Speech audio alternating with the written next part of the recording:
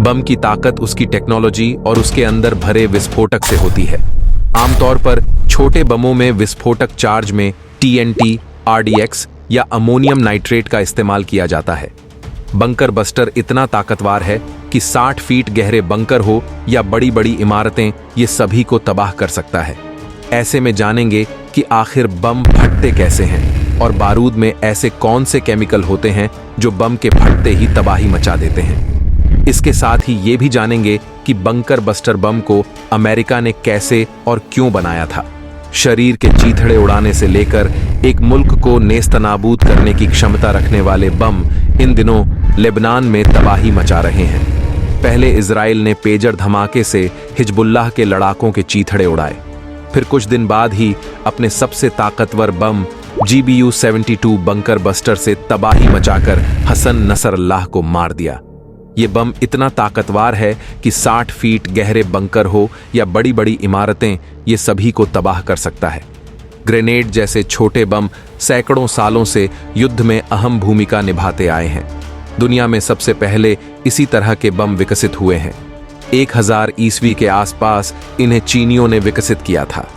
ये बारूद की तकनीक का एक पहला प्रयोग था। इसके बाद लगातार इन पर काम किया गया और 18वीं सदी तक इनको बेहद घातक बना दिया गया था। इसके बाद बमों को लेकर और काम किया गया तो बारूद को और खतरनाक बनाने के लिए यूरेनियम जैसे एलिमेंट्स का इस्तेमाल किया जाने लगा।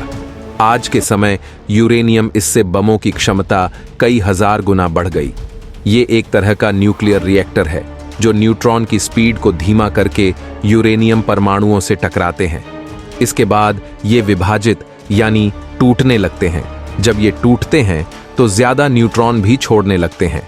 यूरेनियम में ये प्रक्रिया काफी तेज होने लगती है।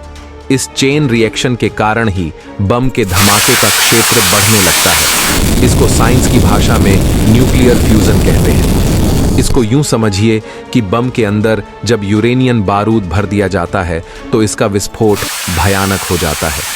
इस विस्फोट को और खतरनाक बनाने के लिए यूरेनियम बारूद की मात्रा बढ़ा दी जाती है। जैसे इजराइल ने नसरल्लाह को मारने के लिए जिस ताकतवर मिसाइल का इस्तेमाल किया। ये हमला इसलिए खतरनाक हुआ क्योंकि इसके अंदर भरे यूरेनियम बारूद की मात्रा काफी अधिक थी, इसलिए ये हमला और घातक हो गया। वहीं पेजर हमला इसलिए सिर्फ एक ही आदमी तक सीमित था क्योंकि उसमें आम बारूद का इस्तेमाल किया गया था और मात्रा भी काफी कम थी, इसीलिए इसका असर कम हुआ था।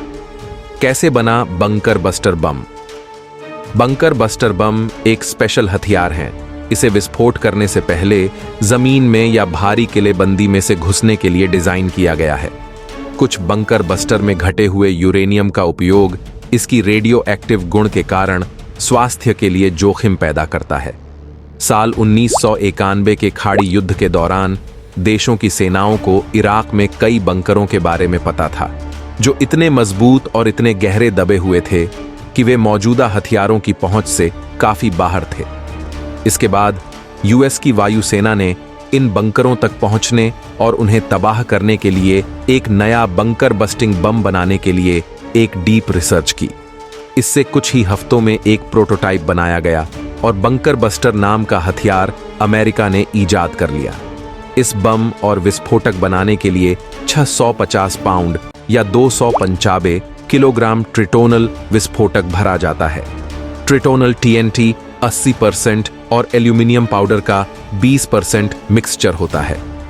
एल्यूमिनियम मिलाने से ट्रिटोनल अकेले TNT से लगभग 18% ज्यादा शक्तिशाली हो जाता है।